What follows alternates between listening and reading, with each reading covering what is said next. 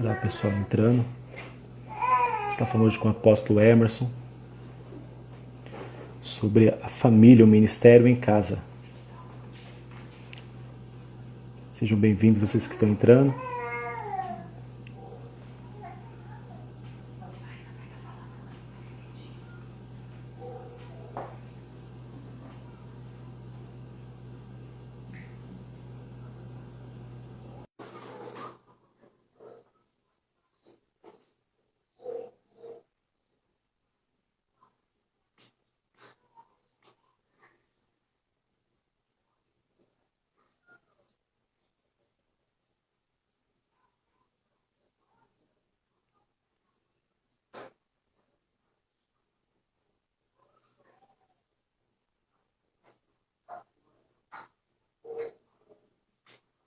Agora o apóstolo Emerson e a bispa Kátia. Está falando hoje sobre família, o ministério em casa. Estaremos fazendo umas perguntas para o apóstolo e aquilo que Deus está colocando para ele no coração dele a respeito de família. É algo muito importante.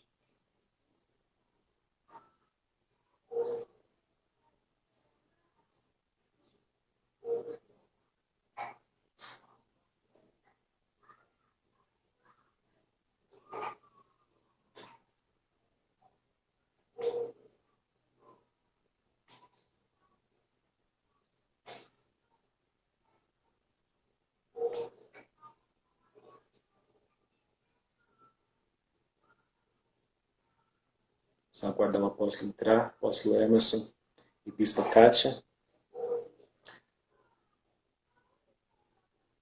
Deus abençoe os irmãos que estão entrando.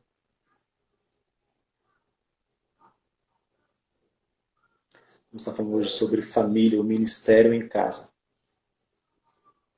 Tem umas perguntas muito boas aqui.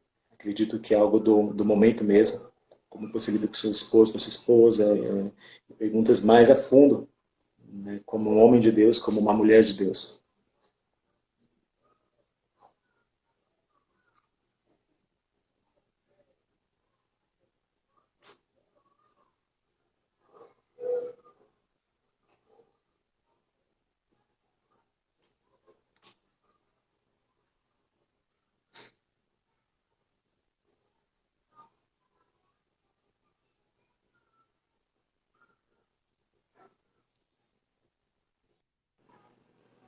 Olá, Ô, apóstolo, tudo tudo bem? bom? Bispa, tudo bem?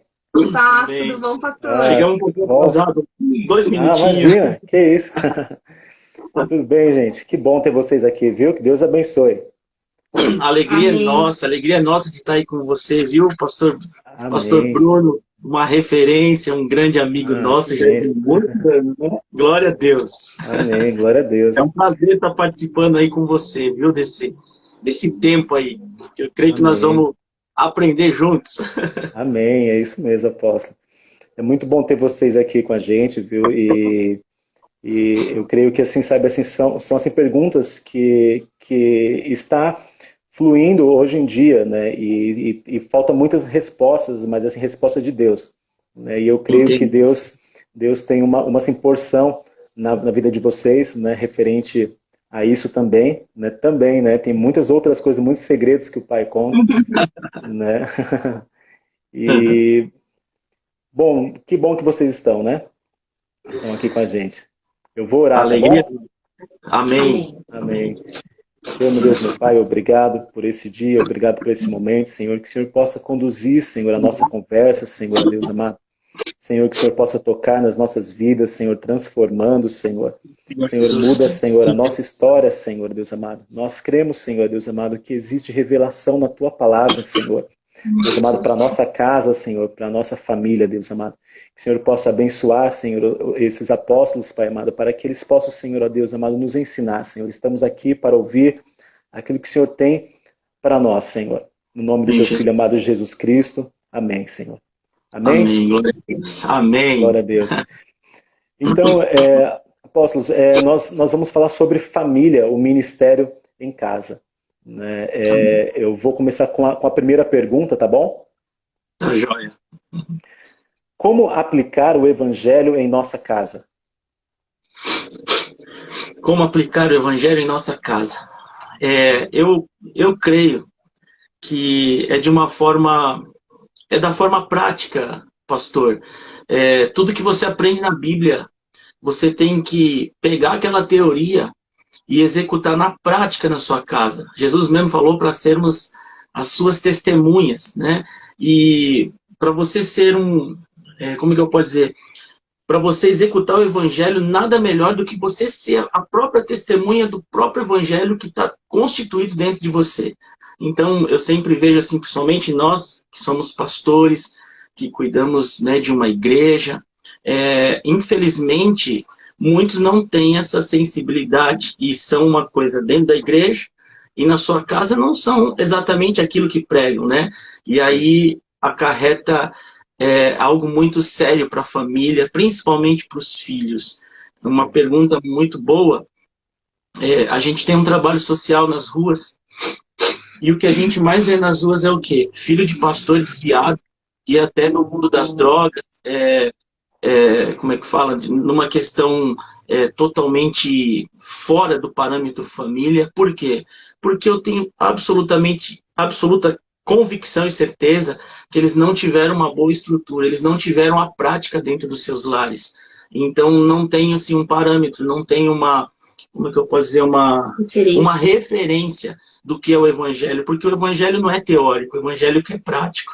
A igreja não é uma organização, a igreja é orgânica, né?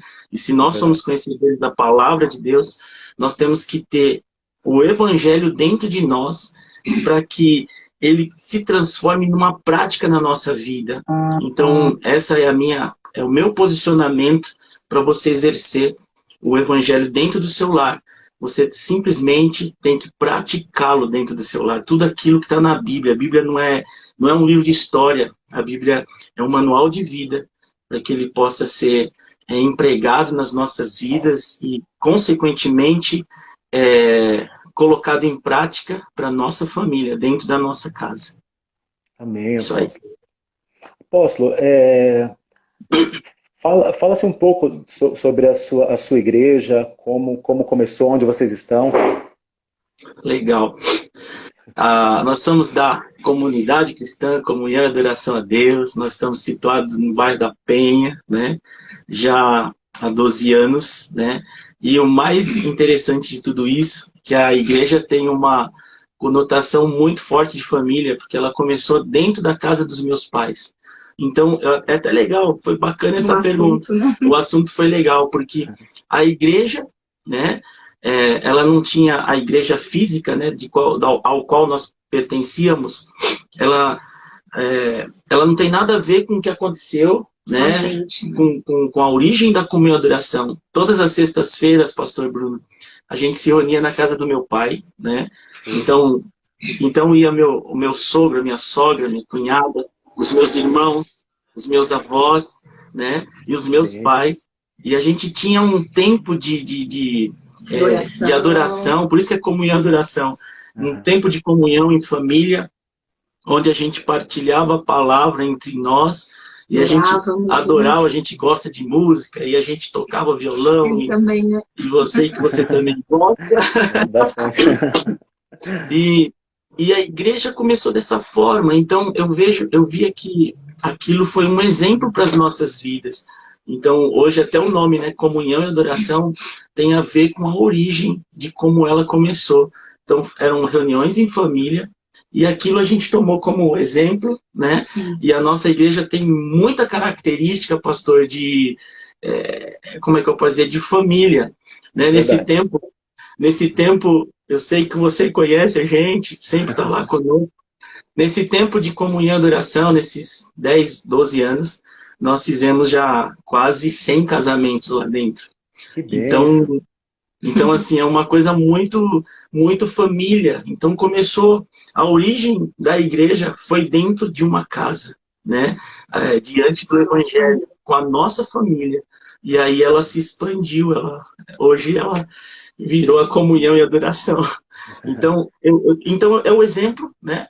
É o exemplo vivo de uma teoria, virou uma prática, da prática do evangelho, né? Virou uma igreja, e de uma igreja virou muitas outras famílias. E é isso. Que bênção, glória a Deus, né? E é ótimo isso, né? Porque às vezes assim, a gente começa como se fosse só um culto, né? Ah, vamos buscar Deus. Mas os planos de Deus é muito maior, né? E a gente nem imagina o dia de amanhã aquilo que ele faz, né? Nem imaginava, né? Nunca. É verdade. Glória a Deus. Eu vou para a segunda pergunta, tá bom? Tá bom, jóia. Qual o plano de Deus para a família? Quem que responde aí? Eu, a Kátia? Pode ficar à vontade. Sabe, pastor, a gente ministra muito casais, ministra muito família também, né? Esses dias até nós fizemos uma live falando sobre família, né? Sobre casamento. E uma das coisas que a gente tem uma ministração preparada é que nós entendemos que a pergunta mesmo é qual o plano de Deus para a família? Qual o plano de Deus para a família? E eu comecei a estudar, né, desde o princípio, né, e eu entendi que o plano de Deus para a família é muito além de eu casar com a Kátia e ser feliz com ela. Porque antes de eu ser feliz, antes de eu casar com a Kátia, eu preciso ser feliz, porque eu já tenho Deus comigo. Então, o plano de Deus em relação à família, na verdade, foi muito além da gente ser feliz, muito além da gente viver juntinho, mas foi algo para ter uma expansão a nível de conquista. Então, Deus, eu falo assim, que Deus, a única coisa que Deus não tinha lá no céu era uma família, então ele deu um filho para ganhar uma família. Então, ele precisou expandir, ele precisou doar para que ele pudesse ganhar uma família. Então, eu vejo assim, que o propósito com Adão era um, né? O propósito de Adão... Depois de Eva foi outro. Exatamente. O propósito de Adão, antes, Deus deu um jardim para ele cuidar, não foi isso? Deus deu um jardim para ele cultivar. Só que aí, quando Deus fala que viu Deus que não era bom que o homem ficasse só, não foi porque ele estava triste. Você concorda comigo, pastor? Ele tinha Deus. Deus, ele se manifestava para ele todo no final do dia. Deus ele visitava a sua criação no final do dia. Você quer uma coisa mais maravilhosa do que isso? O homem, Adão, vivia a plenitude. Mas Deus, ele queria expandir o legado que ele tinha dado para ele. Então, Deus, ele não queria simplesmente que ele cuidasse de um jardim, mas que cuidasse de toda a terra. E aí, quem que Deus dá? Deus dá a sua adjuntora, a sua auxiliadora. E o mais interessante, pastor, é que a Bíblia, essa palavra no original, adjuntora, ou auxiliadora, ou ajudadora, ela vem do original proteção. Então, Deus ele deu uma proteção para o homem, para que o homem expandisse.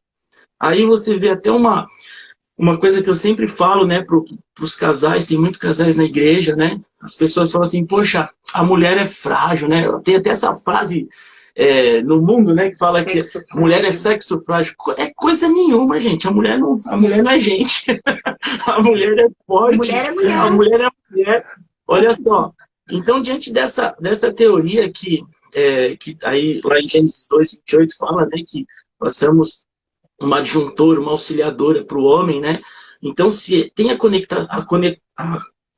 conotação de proteção, essa palavra auxiliadora, então Deus colocou a mulher para que a mulher fosse a protetora do homem, para que o homem fosse dado a terra.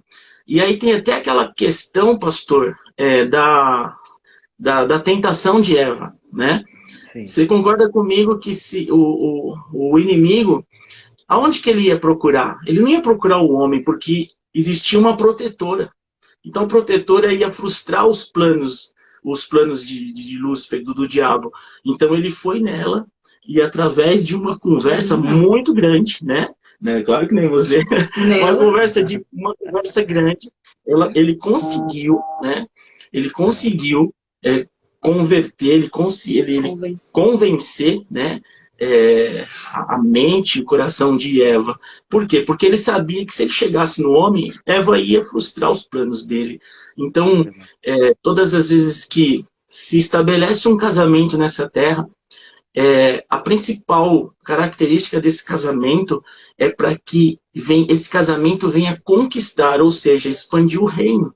Né? Você já percebeu que um casamento constituído, um casamento firmado, igual o seu, com a sua linda família, seus lindos filhos, Amém. é um casamento de conquista.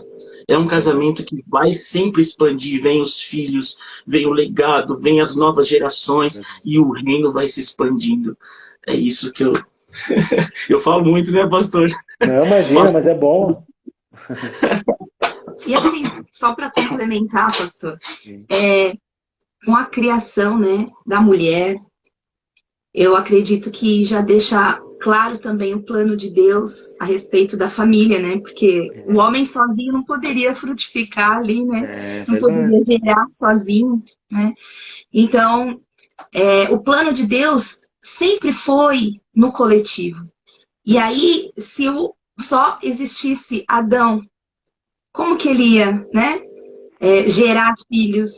Então, precisou de uma mulher que o completasse, que o estivesse do lado dele, que o ajudasse, né, nessa conquista, nesses planos que o Senhor expandiu, não somente para guardar e cuidar do jardim, mas conquistar a terra, né, com uma auxiliadora idônea, que é a mulher, né, de Gênesis de 2:18, né, e já promovendo uma família, né? Ali já promovendo uma família, um casal que geraria filhos, né? Então, o plano de Deus sempre é no coletivo, né? A mentalidade que Ele quer que nós tenhamos é de coletividade e não de individualismo, de ser sozinho, né? De se isolar, mas é de pensar sempre no conjunto, pensar sempre no outro, pensar em todos, né? E não somente em si próprio, né? Então, acredito que o plano de Deus, né? Como é que é a pergunta? Qual o plano de Deus para a família, né? Seria isso, né? Ele gerar em nós uma mentalidade coletiva. Amém. Para que a gente conquistasse, a gente vencesse, a gente evoluísse, a gente gerasse. Então, eu creio que desde o início o Senhor teve em mente, né? Que a família é uma instituição que não é falida, né? Mas é uma instituição bendita, né? Divina, e que Ele sempre desejou isso sobre a terra. Né? Amém. Bênção. Amém. Bênção. Vou para a terceira pergunta, tá? Tá, deixa eu ver qual é. Agora, qual o papel da família no reino de Deus? Puxa. Eu acho que tem muito a ver com essa segunda pergunta, Sim, né? É verdade, é isso mesmo. É uma continuidade. Toda a resposta, é isso mesmo, é verdade. É isso Mas mesmo. eu acho que, como que eu posso dizer?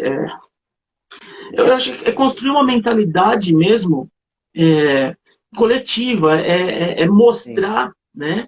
É mostrar para a humanidade essa instituição, que é a maior instituição de Deus na face dessa terra.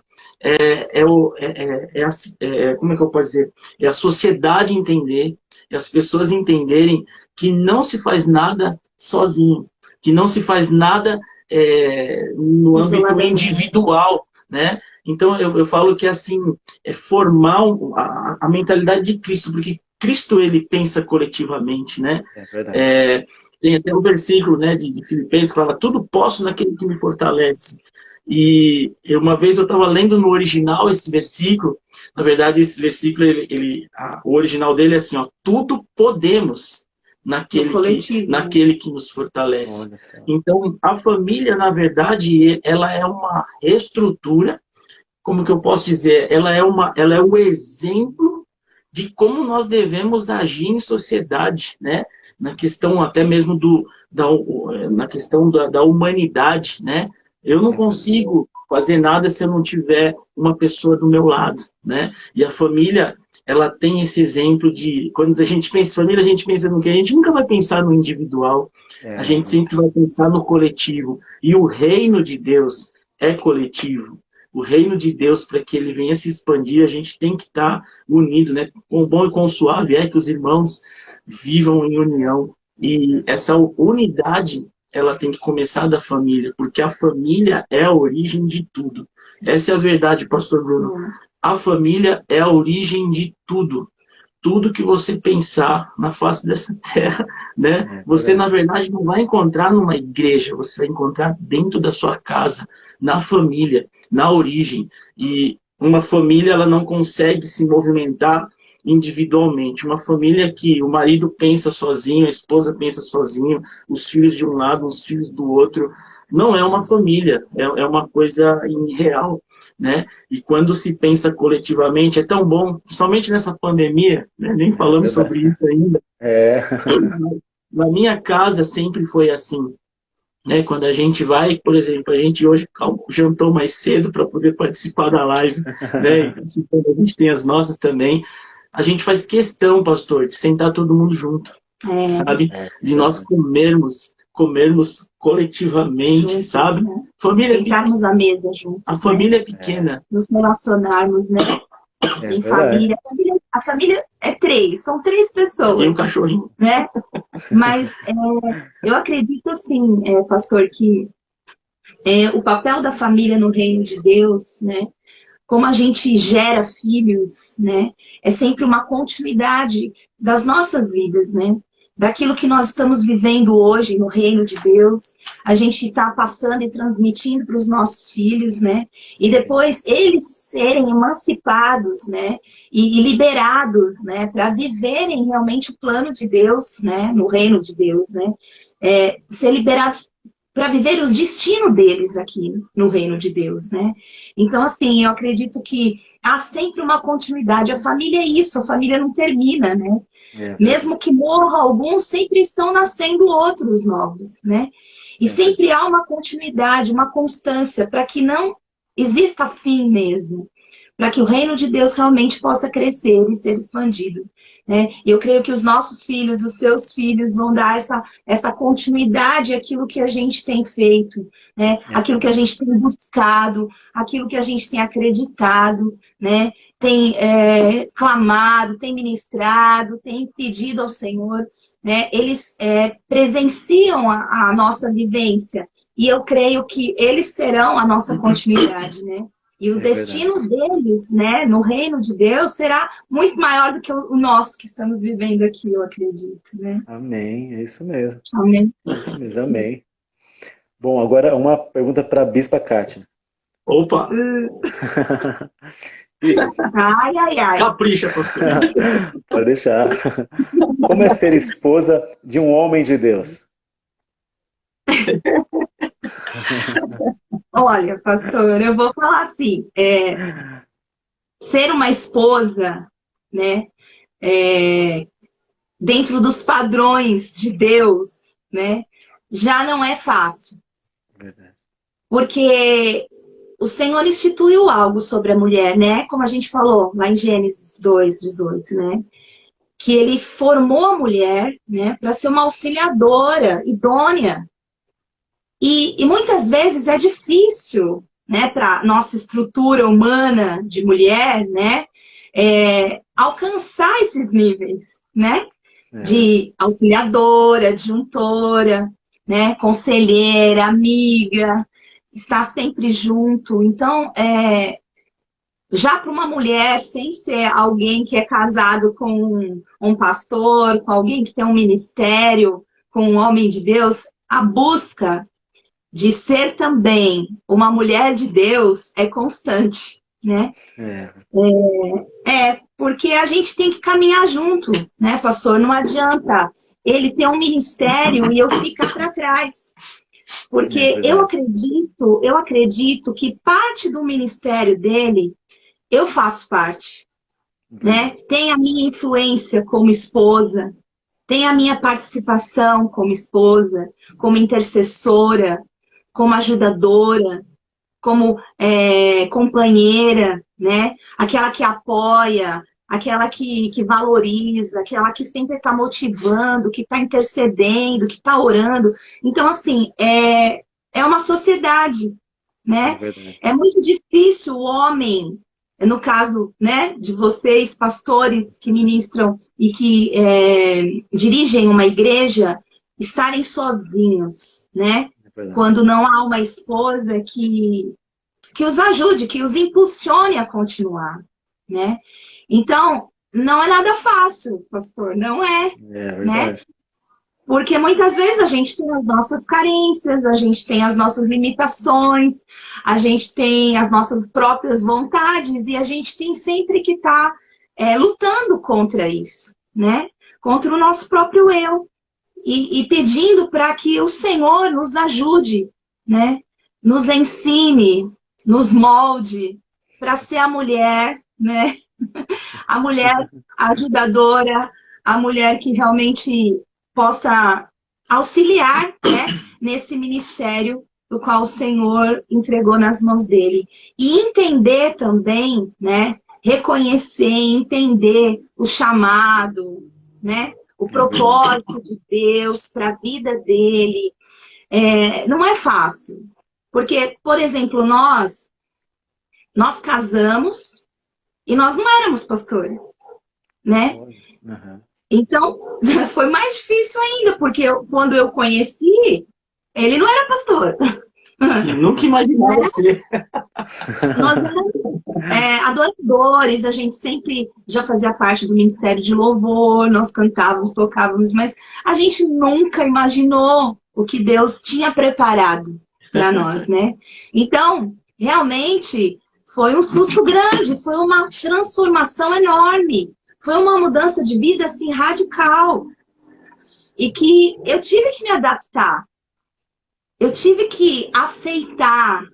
Porque eu via a unção que Deus estava derramando sobre a vida dele. Então, é algo assim que é difícil. Mas quando você entende, quando você vê Deus agindo, né? Você quer caminhar junto. Então, você tem que buscar para estar junto. Você não pode ficar para trás. Você tem que buscar, Senhor, me prepara então, me faz essa mulher, né? Para que eu possa andar junto com ele e ser uma pessoa que o ajude nesse ministério. Então, fácil não é. Mas eu tenho vencido a cada dia. Amém, pastor? Amém, que bênção, pastora. E é muito bom falar isso, pastora, porque às vezes assim, vai tipo assim, nós como homens, né? E não assim damos tanta importância assim, né? Às vezes vai tipo assim, igual assim hoje eu peguei um caso que assim vai tipo o homem jogava assim muito peso em cima da esposa, né? Mas só que assim eu disse assim para ele assim, sabe assim, rapaz, você assim tem um nível, né? De assim o que de busca em Deus e tal. Então não joga o peso em cima dela, vai até onde ela está e segura pela mão dela e caminhe junto com ela, né? Então, assim, sabe, assim, seja mais doce, né? Porque senão fica, assim, difícil mesmo, né? Porque, assim, para ela tem, assim, um outro nível. Então, nesse outro nível, se você se vê a um nível a mais, que você conhece muito mais, não precisa jogar isso em cima dela, esperar dela uma coisa, né? Vai com amor, né? Segura na mão dela, né? Chama ela. E ela junto, né? Puxar ela junto, né? Eles são um casal, né? E se ele for adiante e ela ficar para trás, realmente, eu acredito que não vai dar certo. Né? O ministério ou o casamento, ou, em algum momento aí vai ter divergência. Isso mesmo. Né? E assim, e também tem aquilo, pastor, que pela dedicação, por estar sempre ao lado, por participar de tudo junto com ele, a gente também pode cair numa situação de se anular como pessoa. Sim, é verdade. E é muito difícil isso, porque tem mulheres, né, que já têm um impulso diferente, né, e que não aceitam, na verdade, a submissão, que é um grande tabu, né, que muitas mulheres não entendem, desconhecem, na verdade, o real significado disso, dessa palavra, né? E que muitas vezes, assim, pensa, eu vou me casar, eu vou ter que ser submissa.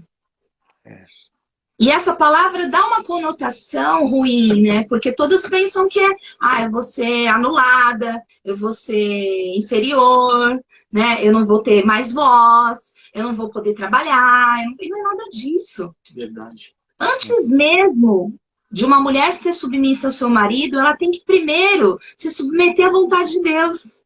É verdade.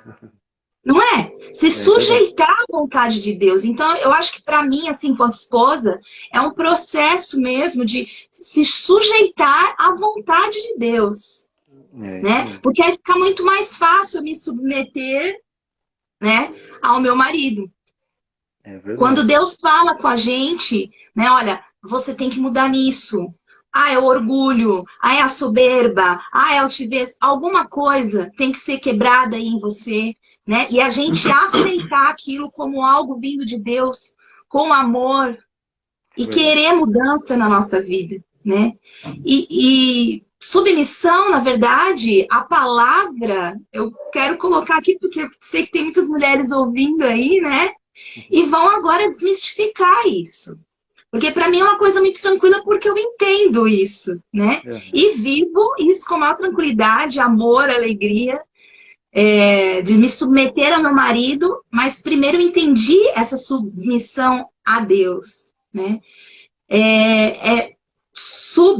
Né? É você estar debaixo de algo, debaixo de alguma coisa. E missão é você estar debaixo de uma missão. O Senhor nos entregou uma missão. Forte. Né? O Senhor nos entregou uma missão, irmãos, mulheres, né? Independente de você ser casado ou não. O Senhor sempre te dá algo para que você se sujeite e para que você viva essa missão que Ele colocou. No caso da mulher casada, né? No meu caso, é uma missão de apoiá-lo, de estar junto, de proteger, né? Né? Então, assim, quando não é casada, né? Se submeter à missão, ao propósito, ao chamado que Deus colocou sobre a vida de cada mulher. E entender aquilo sobre a tua vida e se sujeitar a viver esse propósito. Né? Amém. Amém. Que bênção. Amém. Vamos para a quinta pergunta aqui. Para o apóstolo Emerson, tá, apóstolo? Jesus, manda bala. Como é ser esposo de uma mulher de Deus? É fácil. Agora é fácil. Bom, eu vou ser... É mais fácil. Eu posso dizer que... Eu posso dizer que é mais fácil do que o papel da mulher, né? E eu, assim... Eu agradeço muito a Deus pela companheira, né? Pela parceira que Deus destinou para mim. E eu queria até contar um pouquinho, um pouco bem antes, né? E eu sei que já tinha a ver com os planos e os projetos de Deus. Antes de eu me casar com a Kátia, eu namorava uma moça, né? Foi a minha primeira namorada quando eu cheguei numa igreja, né? E eu entendi assim, eu era aquele cara, aquele crente marinheiro de primeira viagem, né? Que eu achava que, nossa, todo mundo que estiver na igreja vai ser tudo bem, né? Enfim. Só que essa pessoa, ela nasceu num lar cristão e, sabe, debaixo de uma série de coisas, onde os pais, assim, pressionavam muito na questão de não pode fazer aquilo, não pode fazer aquilo, outro, e por aí vai. E eu estava vindo do mundo, né? Então, eu queria ter alguma coisa diferenciada, eu queria ter uma pessoa do meu lado que não tivesse os padrões ou que não tivesse a vontade, né, das coisas que eu tinha vivido no mundo, né? E eu me lembro que eu gostava muito de música, comecei a tocar na igreja e tudo mais. Só que olha só que interessante. Eu comecei a conhecer essa pessoa quando eu comecei a trabalhar e exercer, né, o meu ministério dentro da igreja. E chegou um dia que ela falou assim para mim, ó, ou você ou a igreja, ou você ou o seu ministério. Não, ou eu, ou a sua música lá na igreja. E aquilo ali, sabe, foi uma facada no meu coração, porque eu gostava dela. Só que eu tive que optar, Bruno. Eu tive que optar porque Deus naquela hora me deu um discernimento muito grande. Eu fiquei acho que umas 2 semanas assim, pensando o tempo todo naquela... Sabe quando a palavra entra na sua cabeça e você só ouve aquilo? Ou você, ou não sei o que lá. Ou você. E eu falei, meu Deus, eu vou ficar louco. E aí entrou a minha escolha. A minha escolha. Então eu falei assim, meu, se eu casar e eu tô amando exercer aquilo que Deus colocou na minha vida e tudo mais, eu vou ter problemas. E aí eu escolhi servir, né, o propósito e o chamado de Deus. E olha só o que aconteceu. Dentro do próprio Ministério de Louvor, quem que estava? Há muito tempo eu não enxergava. Não, entrei depois. Ela entrou depois, mas... Eu também namorava com outra pessoa. Isso é uma outra história. Então, e eu não fazia parte, só ele não fazia parte do Ministério de Louvor. Quando eu desmanchei, aí eu entrei pro Ministério, e aí a gente se conheceu. E aí a gente ficou muito tempo junto e tudo aquela coisa toda. E uma coisa interessante é que eu comecei a observar nela, né, as características, né, de uma futura esposa, mulher de Deus. E eu entendi que ela gostava das mesmas coisas que eu, e a gente criou uma amizade, todo um ambiente bom, saudável, né, de conhecer e tudo mais. E aí nós nos casamos. E aí foi bênção, Bruno. Por quê? Porque a Kátia hoje, ela enxerga o que eu enxergo. Ela gosta daquilo que eu gosto, né? Então, ser esposo de uma mulher de Deus, para mim, Emerson, né? Não falo nem como pastor Emerson, apóstolo Emerson, não falo isso. Mas para mim, como Emerson, que tem um comissionamento, né, de pastor na igreja, para mim, foi o maior presente de Deus. Por quê? Porque eu tenho uma esposa que me apoia.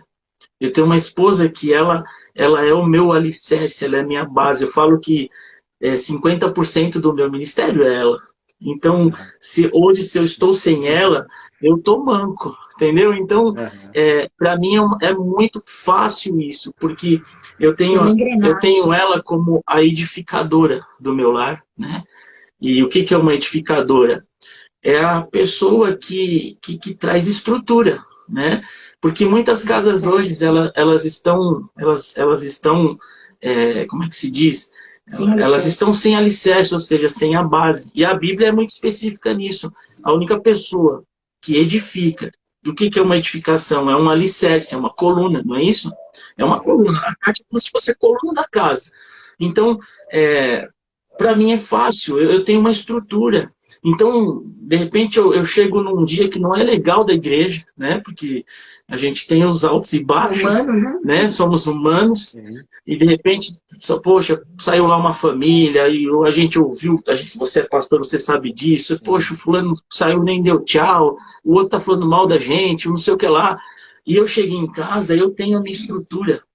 Né? Aquela pessoa que eu posso falar tudo que eu tenho, que eu sinto vontade, que ela vai filtrar, que ela vai trazer ali a medida certa daquilo que eu preciso ouvir, daquilo que eu preciso, até mesmo uma atitude que eu tenha para tomar, porque, vamos ser sinceros, né? A gente não pode dar, a gente tem que dar o braço a torcer nisso. A mulher, ela tem as características do Espírito Santo, né? Ela tem a sensibilidade. A mulher é muito mais sensível que o homem, né? Então, para mim, né? Eu só tenho que agradecer. Para mim é fácil ter uma mulher como a Kátia é hoje, né? No meu ministério, como mãe, né? Como esposa, como filha, porque eu vi quando ela tinha sua mãe aqui, como ela tratava ela, os pais. Então, para mim é um presente de Deus e é algo que me dá muita estrutura, que me dá muita força, muito ânimo, né? Diferente do que a gente ouve muitas vezes por aí, né? E conhece. Por isso que, se a gente for falar de igreja, eu faço questão de todos os domingos, né? Mesmo que ela não pregue, ela sobe lá no altar, ela faz a oração da família, porque eu tenho que mostrar, eu faço questão, não é que eu faço questão de mostrar para a nossa comunidade que eu sou casado com a Kátia, que a Kátia não é uma farsa, não é um casamento forjado, é um casamento que me dá estrutura, que me dá solidez, que me dá um preparo, né, para que faça com que eu venha avançar. Então, é muito bom ter uma mulher de Deus do nosso lado. E para você que está nos assistindo, né, você que de repente é um solteiro, que quer casar, quer instituir uma família, observe bem essa pessoa antes, né, porque ela vai ser a sua estrutura. E se for uma estrutura rachada, vai continuar sendo. Se for alguma coisa que não vai... Eu sempre falo isso aqui, ó. A mulher ela tem que saber suportar até as minhas mazelas, as minhas dificuldades.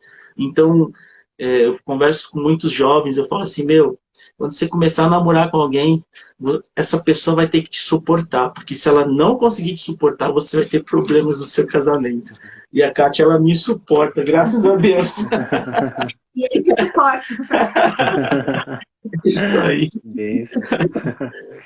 Que bênção, gente. Amém. Eu vou para a 6ª pergunta, tá bom? Joia. Diz assim, ó. Qual a responsabilidade de um sacerdote do lar? Uau. Qual a responsabilidade de um sacerdote no lar? Grande, pastor. É grande. Grande, porque tem que começar no lar, né? Tem que ser exemplo primeiro aqui dentro, com o nosso filho, né? Com a nossa família.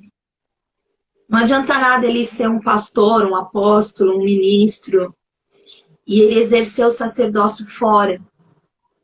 E em casa, ele é ausente. Ele não é o sacerdote da casa.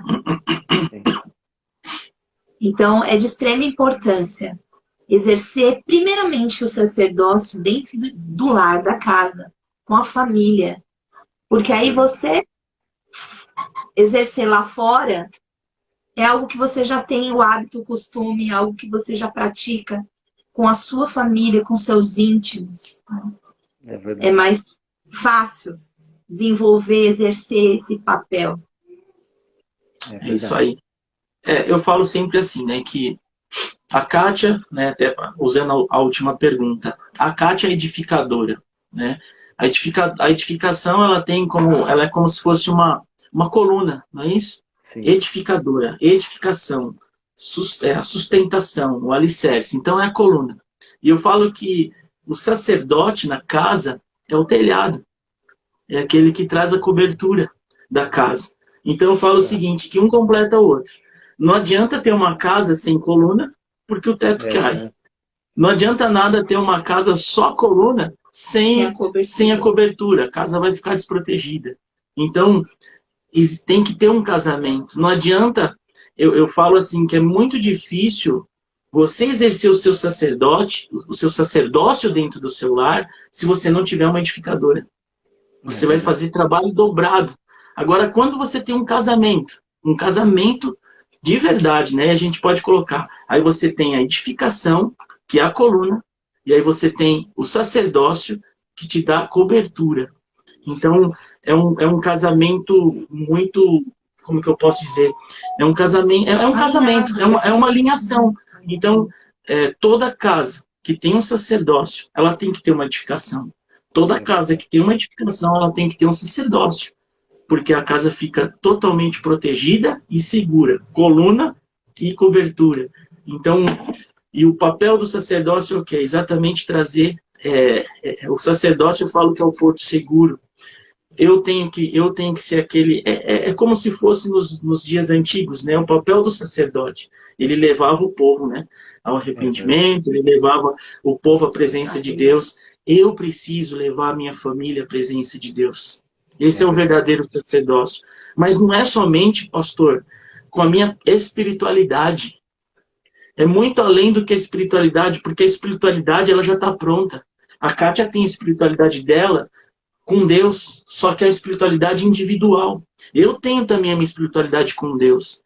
eu falo que muitos querem aperfeiçoar a espiritualidade, só que o nosso espiritual, o nosso espiritual já está pronto, não tem que ser aperfeiçoado. Então, o sacerdote, ele é muito mais dentro do seu lar, é aquele que vai trazer a humanidade para dentro do seu lar. Ou seja, se eu sou um cara cheio de Deus, eu vou saber também exercer o meu sacerdócio dentro do meu lar, né?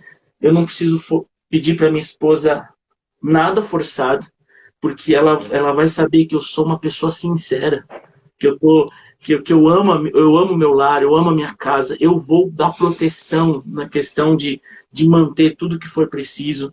Você quer que eu falo? Um sacerdote verdadeiro dentro da sua casa o cara pode estar desempregado, ele pode estar passando uma situação muito difícil, mas ele não é desonrado pela sua esposa, porque a sua esposa conhece o interior dele, sabe que se está acontecendo alguma coisa financeiramente, talvez possa entrar a questão da crise, da pandemia, de tantas outras coisas que está apertando os orçamentos, mas nunca a esposa vai acusar o sacerdote, porque ela sabe o valor que ele tem dentro da sua casa.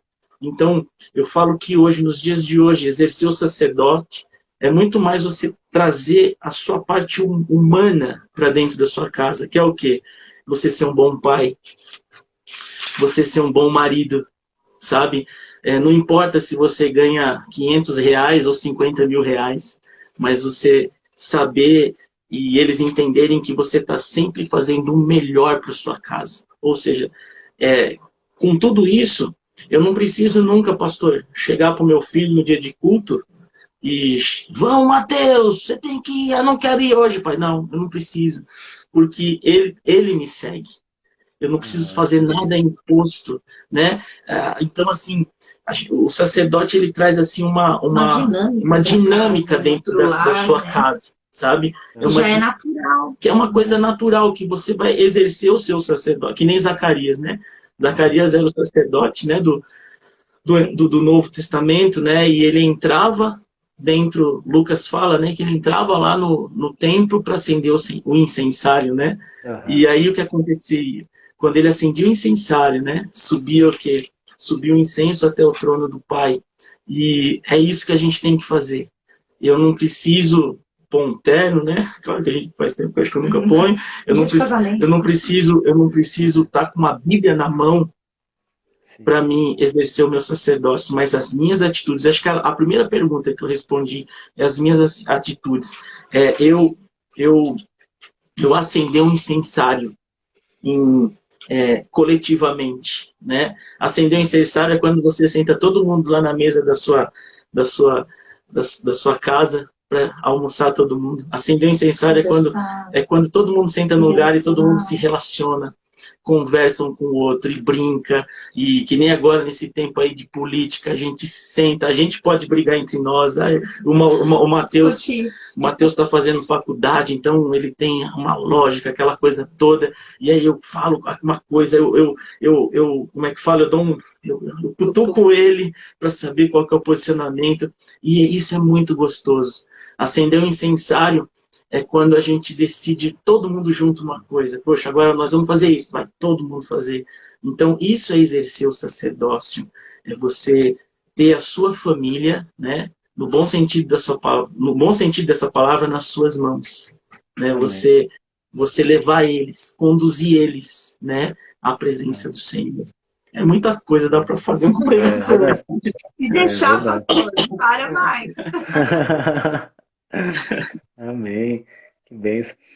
Eu vou para a última pergunta aqui, tá bom?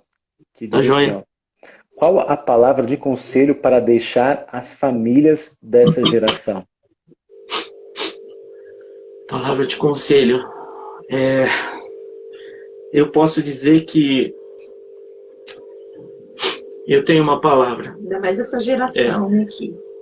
O primeiro mandamento é amar a Deus acima de qualquer coisa, né? O segundo mandamento é o nosso próximo. Mas o nosso próximo tem a ver com a coletividade, né?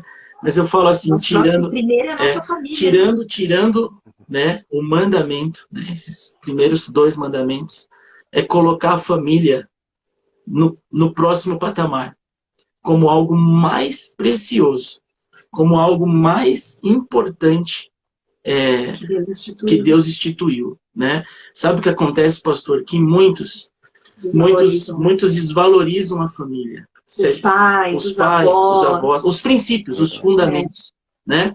Então hoje a gente vê assim a família cada vez mais banalizada, cada vez mais colocada, dividida, né? colocada na casa do comum.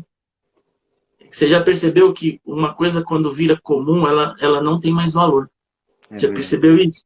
Por exemplo, eu tenho esse relógio aqui, poxa, na década de, sei lá, na década de 2000 era o top dos tops. Só que aí entrou alguma coisa mais interessante do que esse relógio.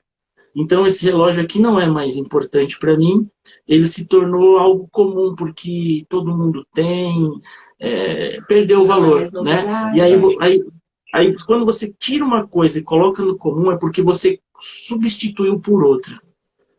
Não é isso? Você substituiu por outra.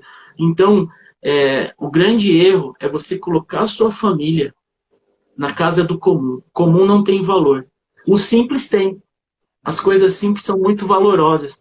Então, por mais que a sua família seja simples, seja talvez só o marido e a mulher, né? Seja uma casa humilde, uma casa, sabe, sem nenhum requinte, mas que seja simples, mas cheia da presença de Deus, cheia do amor de Deus, aí sim vai ter muito sentido. Às vezes a gente visita alguns lares e esses lares são tão simples, pastor. Às vezes é um cômodo, não é nem um quarto e cozinha. Às vezes é tudo junto numa coisa só.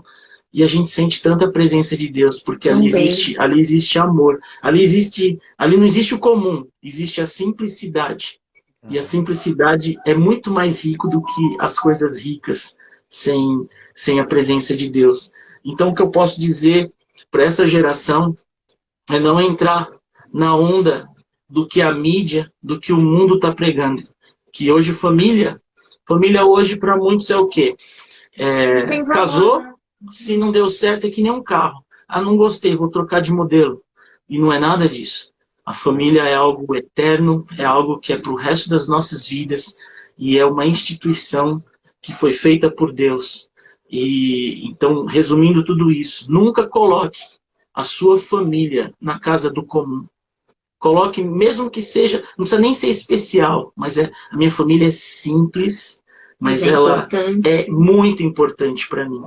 Então, é valiosa, é preciosa, é o meu porto seguro, é tudo para mim. Não é verdade? Depois de Deus, hoje você tem aí a sua casa. Te conheci, acho que solteiro ainda, não foi? É verdade, é isso mesmo. Filhos, né? Antes era o Bruno Leon. Sabe? Hoje eu tenho certeza que quando você entra na sua casa, pastor, né? E você vê a sua esposa, seus filhos, não dá uma alegria, pastor? Fala pra mim. Sim, é verdade. Não é a coisa mais importante da face dessa terra? A nossa casa é o nosso ponto seguro, né? Então, nunca colocar a família no comum. Se você colocar a família no comum, ela perdeu todo o sentido, ela perdeu todo o valor. A família é o nosso porto seguro, é o nosso alicerce. Verdade. Amém. Que bênção, gente, que bênção. Apóstolo, eu quero te pedir para o Senhor orar pelas nossas vidas, né? Como assim, esposo, esposa, filhos, né? Que assim, Deus possa assim, abençoar as casas, né? As pessoas que estão assistindo. E eu creio que Deus está assim, que Deus nos chamou para casa novamente, para que Ele pudesse estabelecer, né, algo, para que Ele pudesse chamar a nossa atenção, né, que estava talvez fora da nossa casa, que nós estávamos pensando mais nas coisas lá fora e tal. Então Deus permitiu que voltássemos para casa para que pudéssemos rever as nossas bases, né? Eu queria que vocês pudessem orar por isso, né, pelas nossas vidas, para que nós possamos conseguir alcançar esse plano, né, que Deus permitiu, né, para que nós pudéssemos permanecer nesse plano que Deus permitiu, né, Pode orar, apóstolo? Claro, por favor. Amém. Amém. Vamos orar. Eu vou começar orando e a Kátia termina. Amém. Tá, amém. Senhor, meu Deus, meu Pai. Sim, Deus. Deus, eu quero te agradecer, Deus, por esse tempo precioso que nós estivemos aqui, Senhor, juntamente com o teu filho Bruno, com a sua preciosa família, Senhor, a sua esposa, os seus filhos. Senhor, e agora mais do que nunca, Senhor, Pai, o que eu peço a Ti nesse momento é que o Senhor continue, Senhor, amado, fazendo com que nós venhamos enxergar, Senhor, consigamos discernir, Senhor, esse tempo tão precioso. Por mais que nós estejamos enfrentando uma pandemia, enfrentando, Senhor amado, uma guerra política, tantas coisas juntas, Senhor, mas eu creio que existe um grande propósito, Senhor amado, sobre todas essas coisas, Pai. O Senhor nos colocou, o Senhor permitiu que nós ficássemos dentro dos nossos lares, mais perto das nossas famílias, dos nossos cônjuges, Senhor, dos nossos filhos, Pai amado. Senhor, um tempo maior, Senhor, nos nossos lares, Senhor, para que nós possamos, Senhor, ter mais sensibilidade, ter mais intimidade, conhecer mais, Senhor, algo que estava fugindo, Senhor, algo que estava saindo, Senhor, dos princípios, algo que estava se perdendo, Senhor, no meio de um caos. O Senhor está fazendo com que isso seja restaurado novamente, com que isso seja novamente, Senhor, alinhado, Senhor, pois essa é a Tua vontade, Senhor. Pai, eu tenho certeza que muitos casamentos, muitas famílias, Senhor, que não tinham mais esse parâmetro, que não tinham mais, Senhor, este gosto de viver junto, de ter um contato com a esposa com o marido, com os filhos, eles estão tendo isso hoje. Então, Deus, que venha acontecer uma grande restauração, porque eu sei que o que está acontecendo no mundo, Senhor, é muito além do que um vírus, muito além, Senhor amado, do que, Senhor amado, uma crise financeira, Senhor. É o Senhor tirando as nossas agendas, é o Senhor até mesmo apagando a palavra futuro, Senhor, para fazer com que nós venhamos nos alinhar novamente à Tua boa, agradável e perfeita vontade, Senhor. Amém. Te agradecemos, Deus, no Teu santo nome, Pai. Senhor, em nome de Jesus, Pai, nós te pedimos, Senhor, que agora Tu venhas acender, Senhor, no coração de cada mulher, Senhor Jesus. Senhor, que deseja, Pai, ser a mulher do qual o Senhor instituiu na Tua palavra, Senhor, para edificar, Senhor Jesus, Pai, para cuidar, para proteger, para ajudar, para auxiliar, Senhor, o seu marido, Pai. Senhor, vem acender esse desejo, Pai, de viver, Senhor, essa promessa, Pai, do qual o Senhor depositou e confiou nas mãos das mulheres, Senhor. Pai, que o Senhor venha tocar também em cada homem, Senhor, agora. Cada marido, Senhor Jesus, para que realmente viva o sacerdócio em seu lar, Senhor. Para que não venha, Senhor Jesus, deixar a liderança, Senhor, do qual o Senhor confiou nas mãos dele, Senhor, para a sua esposa, Pai. Porque este é o papel, esta é a posição do homem dentro de um lar, Senhor. Senhor, que ele venha, Senhor, aprender, Senhor, a ser um verdadeiro sacerdócio, a cuidar, a zelar, a proteger a sua casa, a sua família, Pai. Que, Senhor, não venha se perder, Senhor Jesus, a verdadeira finalidade, Senhor, da palavra família, Pai. Mas que possamos, Senhor Jesus, continuar vivendo e crendo, Pai, nos Teus propósitos, Senhor Jesus, para uma família feliz e abençoada nesta terra, Pai. Nós te agradecemos. Em nome de Jesus. Amém. Amém. Glória a Deus. Amém. Que bênção, irmãos. Deus abençoe a vida de vocês. Foi muito bom. É sempre muito bom estarmos juntos, né? Verdade, verdade. Logo estaremos presencialmente. É verdade. Amém. Amém. Apóstolo, fala assim, aonde fica a sua igreja? Endereço. Então, depois que passar esse tempo, né, a gente possa... Verdade. A nossa comunidade fica na Rua Pichurim, número 40. Ela é uma travessa da Avenida São Miguel, muito conhecida aqui na Zona Leste. Essa Rua Pichurim fica na altura do número 337 da Avenida São Miguel.